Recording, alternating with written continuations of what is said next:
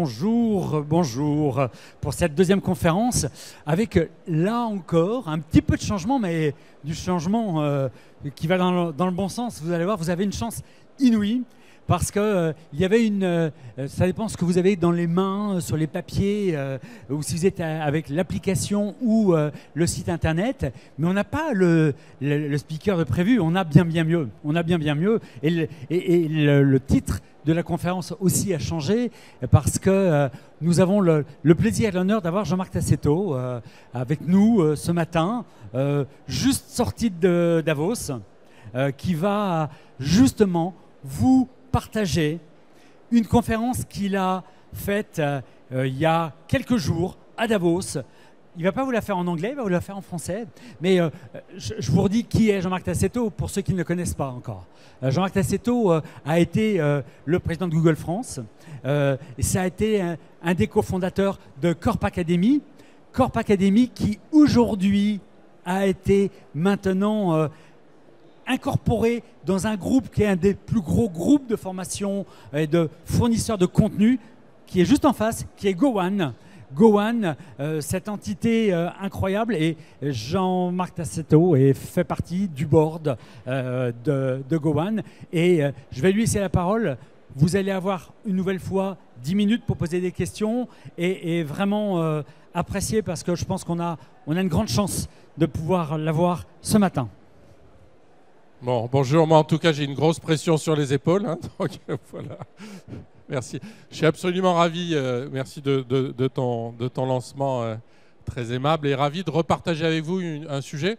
Alors, on a une chance infinie, c'est qu'on vit une période très excitante. Alors, on disait ça il y a 10 ans quand, avec Arnaud et Fred, on a quitté Google pour lancer et créer Corp Academy. D'abord sur le campus de l'École Polytechnique Fédérale de Lausanne en Suisse et puis ensuite ici à Paris.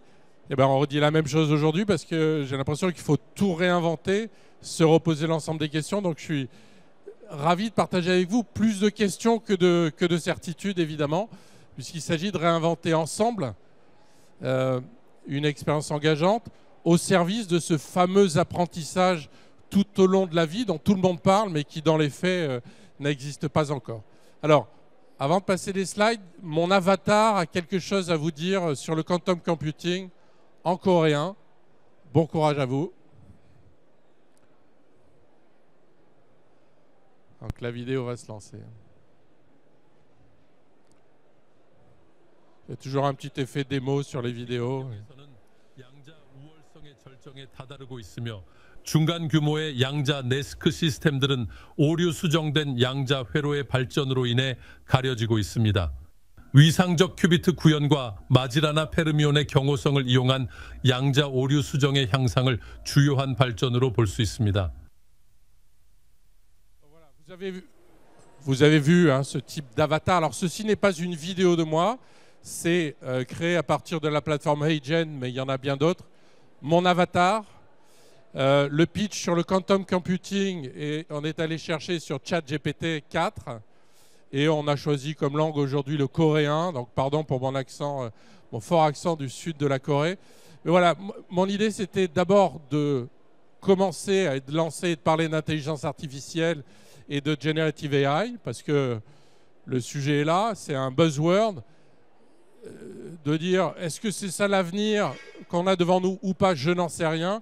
Mais en tout cas, on peut imaginer que le meilleur professeur d'Harvard ou d'HEC puisse dispenser le meilleur contenu à tout apprenant à l'échelle de la planète sur le smartphone ou pas, mais un peu à nous d'inventer la vie qui va avec ces innovations technologiques. Donc en 3 points, ce que je voulais vous proposer ce matin, c'est pour penser le futur de l'éducation, il faut quand même qu'ensemble, on ne se pose que quelques questions sur le futur du travail. La deuxième, c'est un thème qui, moi, m'est cher, qui est comment on passe d'approche très verticalisée de l'éducation, très en silo, à une approche lifelong learning, tout au long de la vie.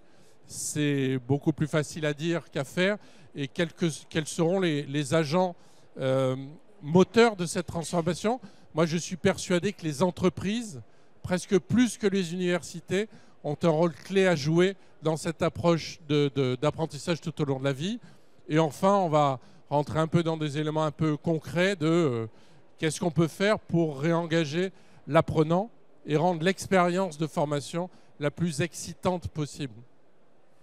And the rest will follow. Si on a réglé tout ça tous ensemble, le reste va suivre. Le reste, c'est quoi? C'est qu'à la machine à café, ça a été notre rêve il y a 10 ans. On parle évidemment de la série Netflix, mais on parle aussi du dernier cours sur quantum computing, sur la diversité, sur la gestion des conflits, sur les biais cognitifs qu'on aura suivi devant son écran. Quelques mots sur le futur du travail. Donc vous connaissez ces études, hein, des chiffres issus de McKinsey. On va tous avoir besoin de se former. Alors, ces chiffres-là, ramenés à une année, c'est 1 mois de formation par an. À date, je ne sais pas comment on case 1 mois de formation par an dans un agenda professionnel extrêmement rempli. Mais pour rester compétitif, avec des termes que vous connaissez bien, comme le upskilling vers le haut, le reskilling vers pas de côté. Je connaissais un métier, j'avais des compétences, j'en acquiers d'autres. Voire le outskilling, c'est-à-dire j'accompagne mes collaborateurs dans leur vie professionnelle, y compris en dehors de l'entreprise. On est sur des chiffres, des besoins en formation absolument considérables.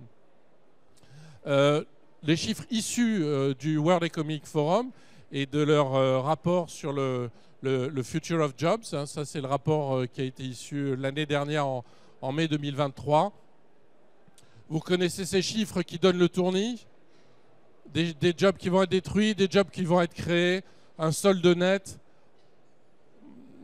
2/3 des jobs pas encore inventés. Moi, je n'en sais rien. Hein. Par exemple, aujourd'hui, en Californie, il y a des prompt engineers payés $300 000. Voilà, je ne sais pas ce qu'est le job. Ce que je sais, c'est que face à Generative AI, évidemment, il y a une nouvelle compétence qui émerge, qui est celle de savoir dialoguer et de rédiger des prompts. Il y a des nouveaux jobs. Ça, c'est à dire d'experts, c'est-à-dire ces chiffres sont faux, mais précis. Ce qui est sûr, c'est que, évidemment, on est face à des secousses telluriques. Et par rapport aux précédentes révolutions industrielles, ce qui est très spécifique à celle qu'on est en train de vivre là, c'est évidemment le rythme. Hein. Quand on place sur la même échelle semi-logarithmique, d'ailleurs, on est obligé, la première avec Gutenberg, l'imprimerie, qui a mis 400 ans à se diffuser, et celle qu'on est en train de vivre, c'est-à-dire on est de l'ordre de la semaine dans des évolutions très impactantes, très structurantes. Voilà, c'est très caractéristique. C'est pour ça qu'il y a autant d'angoisse et c'est pour ça que de la part d'individus comme moi, absolument inconscients, il y a autant d'enthousiasme et d'objectivité. En préambule des réflexions sur le futur de l'éducation, je voulais mettre cette slide qui, moi, me semble très intéressante. C'est, si on parle de lifelong learning, il faut qu'on étudie un peu la façon dont les budgets sont investis tout au long d'une vie. Donc, en abscisse, vous avez l'axe des âges. Je suis en train de sortir du tableau, personnellement. Et en ordonnée, c'est des trillions de dollars, des milliards de dollars. Ce sont les budgets des éducations et budgets de formation à l'échelle de la planète. Donc vous voyez bien ce qu'on sait déjà, c'est qu'il y a une très forte concentration des investissements de formation en début de vie et qu'ensuite, de temps en temps, on sort douloureusement des bureaux pour aller en séminaire. On revient encore plus douloureusement parce que le séminaire était vachement bien dans les bureaux. On a oublié 80% de ce qu'on avait appris. Et grâce au digital, on commence à imaginer qu'il peut y avoir un fil rouge, un fil conducteur au travers de ces cycles de formation. Mais on voit bien qu'il y a quelque chose qui ne va pas dans la courbe au moment où on adresse le sujet du lifelong learning, la formation tout au long de la vie. Donc ça fait partie des sujets qui ont été abordés en particulier la semaine dernière. Et la bonne nouvelle, alors ça fait très chic de dire qu'on revient de Davos, mais la très bonne nouvelle, c'est que la formation et l'éducation deviennent des sujets absolument prioritaires au même titre que le changement climatique. Et on avait déjà vécu sur la décennie qui vient de s'écouler une très bonne nouvelle, c'est que la formation et l'éducation, je parle sous votre contrôle et vous avez joué un rôle clé en tant que responsable RH, est enfin devenu un sujet de COMEX, un sujet de CEO et enfin devenu un sujet qui intéresse et qui engage les dirigeants des entreprises. La dernière chose positive, c'est le sous-jacent culturel. Ça s'est accéléré avec la situation Covid, mais on s'appuie évidemment pour réfléchir à tout ça et à l'avenir de l'éducation dans lequel il y a du digital, mais pas que. Voilà, moi, je suis prof affilié à HEC, je suis fils d'institutrice, donc je vois un futur d'éducation où les enseignants et les apprenants sont physiquement connectés. Mais la très bonne nouvelle, c'est quand même qu'il y a une culture digitale désormais qui est très, très largement, pour les populations les plus favorisées à l'échelle de la planète, diffusée sur 8 milliards d'habitants. Il y a un peu plus de 5 milliards de personnes connectées. Deuxième partie sur ce fameux lifelong learning. Il n'y a plus de débat sur le reskilling, sur la nécessité de maintenir. Donc s'il y a des ingénieurs parmi vous, vous êtes encore mieux placés que moi pour en parler. Mais sur l'ensemble des métiers, le métier marketing que moi j'ai appris dans la lessive et dans le yaourt quand j'étais tout jeune, aujourd'hui c'est des métiers extrêmement diversifiés, extrêmement techniques, de growth hacking, de réputation sur le web.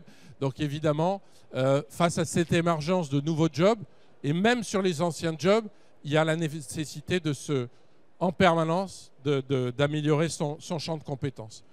Avec des missions, le sujet il est tellement ample, tellement vaste, tellement complexe, qu'il faut que chacun prenne sa part.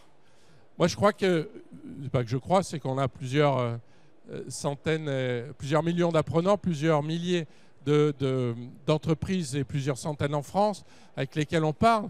Donc il y a, dans les programmes de formation, il y a la base, MIT Compliance, c'est OK. Ce qui est obligatoire si vous êtes dans la banque ou l'assurance, ou ce qui est obligatoire ou semi-obligatoire par rapport à vos enjeux RSE, tous autres secteurs d'activité confondus.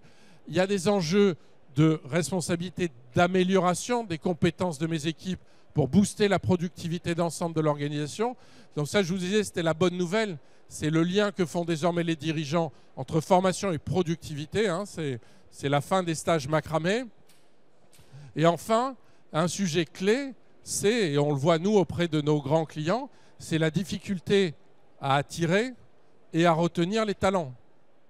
C'est la très bonne nouvelle pour les startups comme nous. C'est-à-dire que chez Corp Academy, on a pu avoir, grâce à ce mouvement-là de diplômés et surdiplômés qui préféraient aller dans les startups que dans les grands groupes, on a pu avoir une qualité de recrutement que j'avais précédemment chez Danone, chez SFR, chez Google. Donc ça, c'était une très bonne nouvelle pour nous. Mais pour les entreprises, la question, c'est est-ce que je peux corréler investissement en développement professionnel et personnel et rétention et attraction des meilleurs talents? La réponse est évidemment oui dans ce courant porteur. Avec des entreprises et des décideurs qui sont confrontés à cette fameuse révolution industrielle où il y a 10 ans, on parlait que de la transition digitale, qui allait vite, nécessité d'apprentissage d'une langue digitale commune. Là, en même temps, il faut faire, et c'est très corrélé, une transition managériale, une transition culturelle, une transition organisationnelle. Vous ne pouvez plus avoir 9 niveaux hiérarchiques dans des organisations qui sont en train d'être de plus en plus plates. Les DRH aujourd'hui gèrent 5 générations différentes, bientôt 6. Quand vous me gérez moi avec une génération alpha, c'est le grand écart en vérité, par rapport y compris par rapport aux termes, aux mots, aux éléments de langage. Et c'est très bien comme ça, et de toute façon c'est un état de fait. Il y a évidemment, heureusement, cette transition environnementale et durable. Donc tous ces changements-là, mutations culturelles, se font au même moment. Donc évidemment, tout ça va avec de très grands changements dans les modalités de la formation, et c'est ça qu'on doit inventer tous ensemble. Pour les créateurs, les éditeurs de contenu, c'est aussi un gros changement. Mais pour les écoles, créer du contenu et créer du contenu digital, ou pour nos partenaires éditeurs comme Erol, comme Duno, comme Video Arts, comme Lopilot à Berlin et ainsi de suite, c'est un changement complet de modèle d'une part, de nouvelles opportunités liées au digital, mais c'est un changement aussi de reach, c'est de capacité à s'étendre. L'EPFL dont je vous parlais tout à l'heure, l'École Polytechnique Fédérale de Lausanne, a 3 millions d'étudiants en ligne, à 600 000 étudiants aux États-Unis. Donc vous pouvez être une université majeure aux États-Unis avec 600 000 étudiants sans le moindre bureau sur le territoire. Même chose sur l'Afrique, même chose en Asie. Mais ce qu'on vit aussi est très intéressant, c'est une espèce d'inversion du paradigme. Voilà, moi, il y a 20 ou 30 ans, je considérais que c'était l'entreprise qui était un peu en charge de mon employabilité, qui devait s'occuper de moi lors des entretiens de développement de fin d'année ou lors de points spécifiques ou dans le cadre de programmes au potentiel ou autres. L'entreprise préparait le menu et je goûtais le menu avec plus ou moins de plaisir. Là, le paradigme, il s'est complètement inversé puisque c'est évidemment l'employé qui devient en charge de son employabilité. Enfin, c'est pas possible autrement. Ça va trop vite, les choses changent trop. L'aspect individuel est trop prégnant, trop important pour qu'on puisse considérer qu'on reste sur une relation tutélaire, employeur, DRH, responsable de formation, collaborateur. Les individus ont en charge. Alors, ce que je dis est évident dans d'autres pays de l'OCDE. En France, j'appuie un peu le discours, mais chacun doit se prendre en charge. Et chercher son développement individuel, personnel et professionnel pour développer sa carrière. Ça amène des dimensions sociales dans la formation et l'apprentissage. Sur nos plateformes digitales, on a beaucoup développé les fonctionnalités de social learning, d'engagement avec les autres. Et évidemment, tout ça, j'y reviendrai en particulier avec l'arrivée de la vague des soft skills, des compétences douces, pour ne pas dire les compétences molles. Plutôt les compétences douces et fondamentales, et évidemment l'élargissement des perspectives. Les soft skills, on en parle depuis 2018, depuis le rapport du World Economic Forum, et évidemment c'est la conscience qu'on a tous eue qu'en complément de compétences techniques, les compétences liées à la flexibilité, la résolution de problèmes complexes, la capacité à travailler avec les autres, la capacité à résoudre des conflits, la pensée critique, l'intelligence émotionnelle étaient au moins aussi importants. Alors, je me méfie un peu des effets de balancier. Hein. J'ai dirigé plusieurs centaines de polytechniciens chez SFR et j'en étais absolument ravi et ébloui par les capacités cognitives. C'est vrai que de temps en temps, le rapport quotient intellectuel sur quotient émotionnel tendait vers plus l'infini, si vous voyez ce que je veux dire. Donc, il y avait quand même besoin d'accompagnement. Mais attention au phénomène de balancier, je redis que personnellement, je préfère que mon chirurgien ait de bonnes hard skills, même s'il est un peu faiblard sur les soft skills, si vous voyez ce que je veux dire. Donc voilà, c'est hard skills et soft skills, mais évidemment ce set de compétences-là est absolument clé pour compléter, nourrir les compétences techniques dites dures. Enfin, sur la dernière partie qui est votre enjeu, notre enjeu, c'est d'inventer les solutions les plus engageantes possibles. Voilà. Pourquoi on s'est créé, nous, et puis toute la génération, je faisais un tour avant la conférence là, sur ce plateau avec le foisonnement de startups qui sont devenus des scale-up, l'arrivée de LinkedIn Learning, enfin bon voilà, on est tous nés dans les années 2012-2013. Moi, je suis allé chercher l'idée de Corp sur le campus de Stanford avec un prof, Peter Norvig, qui m'a dit « Je viens de donner un cours à 165 000 étudiants ». C'était novembre 2012. Je dis « C'est beaucoup ». Et en plus, les 200 meilleurs étudiants n'étaient pas de Stanford. Donc voilà, donc on est tous nés de cette vague-là des MOOCs, Massive Open Online Courses, donc plus personne ne parle. Et on a tous eu envie, nous les premiers, de réinventer une expérience engageante et active. Même chez Google, moi je devais rester scotché 40 minutes devant un écran à regarder une vidéo en mode ultra passif. Et donc on a voulu réinventer, c'est pour ça qu'on s'est connecté, nous, à des scientifiques de très haut niveau, réinventer des méthodes pédagogiques. Parce qu'au fond, la révolution, elle est presque plus pédagogique que technologique. Et moi, ma frustration en ce moment, c'est de ne pas entendre parler de révolution pédagogique, parce qu'on doit réinventer, comme ça a été fait sous la Troisième République, comme Piaget, comme Montessori ont pu le faire. On doit réinventer une pédagogie hybride, présence et distance. C'est ça qui est devant nous. L'intelligence artificielle, je vous en ai parlé. Elle est partout. Maintenant, le sujet, c'est concrètement qu'est-ce que vous faites avec, qu'est-ce qu'on fait avec. Voilà. Gowan a racheté Blinkist à Berlin. Il y avait 35 éditeurs de contenu. il n'y en a plus un. Coursera et d'autres traduisent aujourd'hui un cours pour 20 $. Nous avons traduit en allemand notre premier cours en 2014 sur la culture digitale. À l'époque, ça nous a coûté 150 000 €, 12 centimes le mot. Bon, voilà, donc c'est mauvais temps pour les traducteurs professionnels ou pas. Et en tout cas, côté éditeur, il y a de formidables opportunités. Même chose sur Hiring et Job Boards. L'intelligence artificielle permet de réimaginer des matchs parfaits entre les besoins des entreprises, les sets de compétences, et puis mes propres sets de compétences. Propres sets, hein. Ça marche pour Tinder, pourquoi ça ne marcherait pas pour LinkedIn? Je cite Tinder comme ça.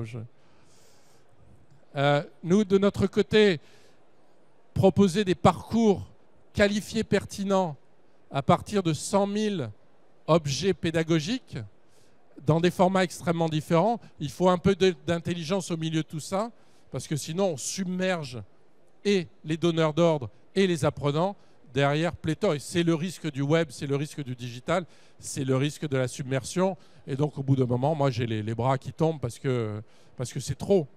C'est trop pour moi, je ne sais pas par où passer. Donc l'intelligence artificielle est partout et ça n'est que le début. Donc face à ce foisonnement technologique, et moi ça fait plus de 25 ans que je suis dans la tech et mon rôle à moi, venant encore une fois des métiers du marketing, du yaourt et de la lessive, ça a toujours été, et c'est comme ça que mes camarades ingénieurs me désignaient au début, mais ma mission c'était de parler le langage du consommateur, du client. Donc on sera perdu si au gré des technos, au gré des buzzwords, au gré des modes, on suit chaque nouveau mouvement technologique. On ne sera jamais perdu si on met au cœur de notre réflexion l'apprenant. Son expérience, son niveau d'engagement, son degré de satisfaction.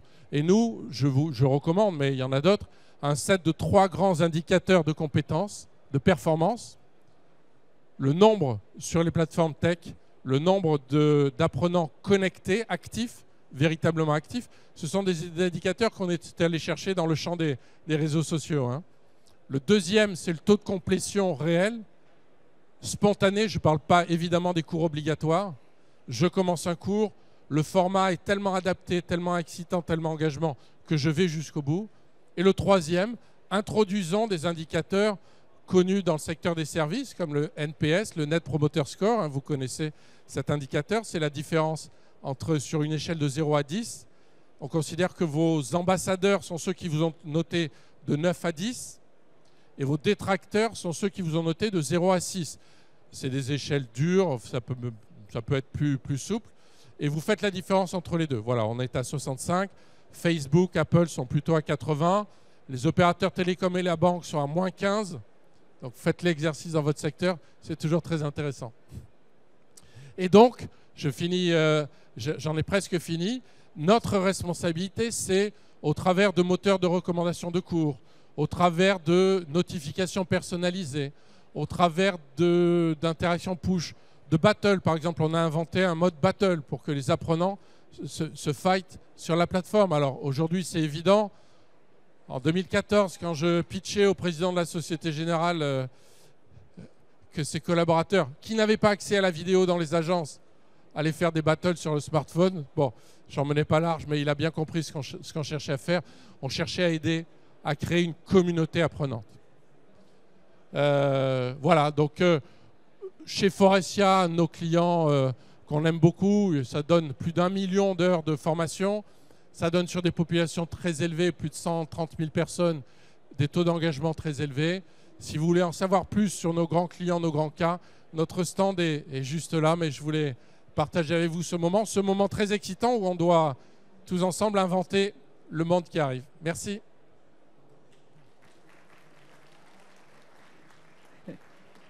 Merci, merci. On a encore 5 minutes pour des questions, donc profitez-en. C'est à vous la parole. Je vais lancer la première question, moi, puisqu'on parlait de révolution ou de transformation pédagogique et que dans la salle, j'imagine que l'on a beaucoup de représentants d'organismes de formation, de formateurs ou de responsables de formation.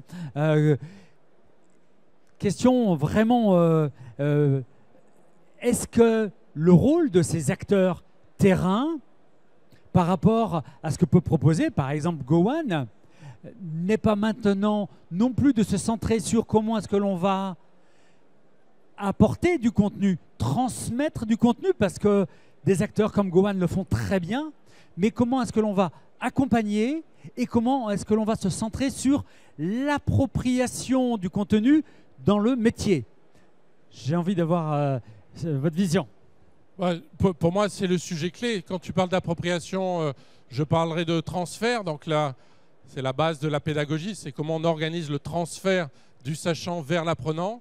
Et donc les organismes de formation, en particulier en présentiel, pour moi, ont un rôle clé à jouer. En 2012, on a tous été inspirés par Salman Khan. Je ne sais pas si vous avez entendu parler de la Khan Academy, qui a lancé la révolution digitale appliquée à l'éducation. Salman Khan, en ce moment, est en train d'inventer une école où le matin, on est en pédagogie inversée sur des tablettes et l'après-midi, on est en groupe. Ce qui est exactement ce qui se passe à Singapour avec la classe inversée, les cours à la leçon le dimanche et le professeur qui n'est plus devant les élèves, qui est au milieu des élèves, qui eux-mêmes sont organisés en groupes, les groupes étant eux-mêmes savamment constitués de leaders, de suiveurs un peu en difficulté, d'apprenants un peu antagonistes pour qu'il se passe des choses intéressantes. Donc, nous sommes un pure player du digital. Je suis certain que dans une vision lifelong learning et formation hybride, en présence et en distance, on n'est pas nous armés, nous tout seuls, pour réinventer ce protocole pédagogique. C'est vraiment au groupe de formation en présentiel, avec toutes les difficultés qu'il y a, parce que, évidemment, dans le même temps, il y a des enjeux financiers. Évidemment, dans le même temps, il y a la compétition du digital qui divise les prix par 10, par 100, par 1000. Donc, c'est comment on ressort, d'où la concentration des grands groupes d'éducation, d'où l'arrivée massive de grands fonds d'investissement et de private equity, parce que, évidemment, ce seront eux les architectes qui viendront nous voir pour qu'on essaie ensemble d'inventer une formation blended, hybride, comme il y a un mode de travail hybride qu'on est tous en train d'inventer dans nos équipes. Hein. Vous avez vu les déclarations du président de L'Oréal à Davos, très critique sur le distanciel. Nous, on essaie de pousser aussi nos collaborateurs à revenir au bureau. Je ne parle même pas du président de Slack. Mais voilà, il y a quelque chose à réinventer dans le travail hybride et en parallélisme des formes dans la formation hybride. Et ces acteurs-là seront clés. Oui. Et oui, le digital n'est pas là pour remplacer l'humain. Il est là justement pour pouvoir permettre de se recentrer sur l'humain en utilisant le meilleur du digital.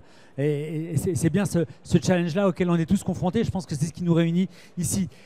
Des mains qui se lèvent pour des questions à Jean-Marc Tossetto. Bonjour, je suis ingénieur, j'ai été longtemps ingénieur pédagogique dans l'enseignement supérieur.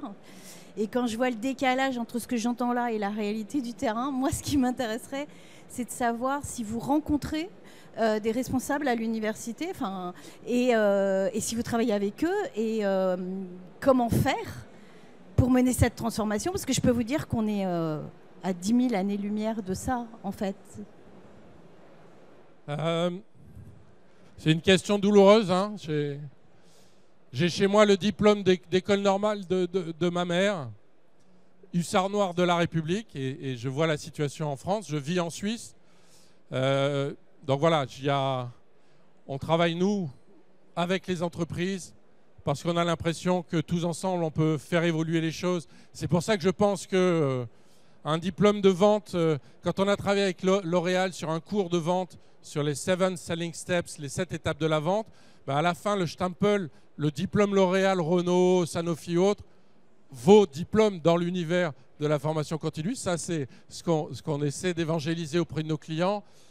La transformation de l'éducation nationale française, 1 million de personnes, 800 000 enseignants, je suis au bord des larmes, mais nous, on a dit c'est trop gros pour nous. Et même en contribution, il n'y a pas de place pour du test and learn, il n'y a pas de place pour des réflexions de cette nature.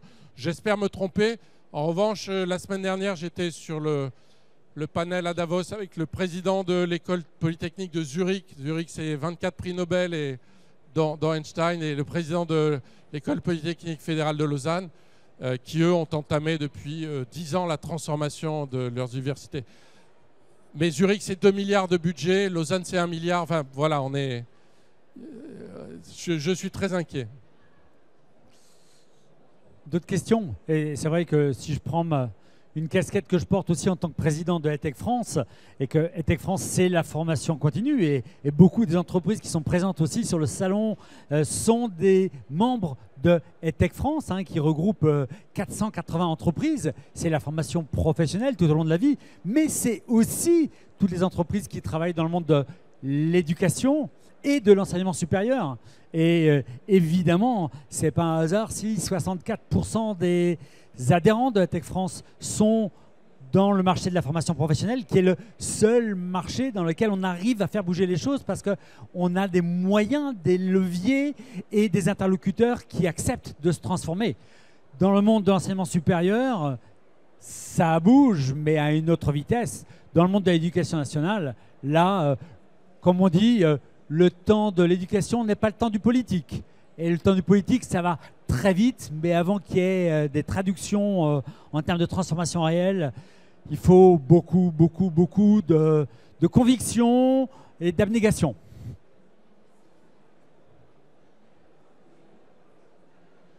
Merci. Donc, dans le réseau des Greta, donc formation professionnelle et formation continue, éducation nationale, mais qui justement est tout à fait preneur de ce genre de pédagogie. Et aujourd'hui, on travaille sur la formation à distance et on développe aussi l'expérimentation avec l'intelligence artificielle.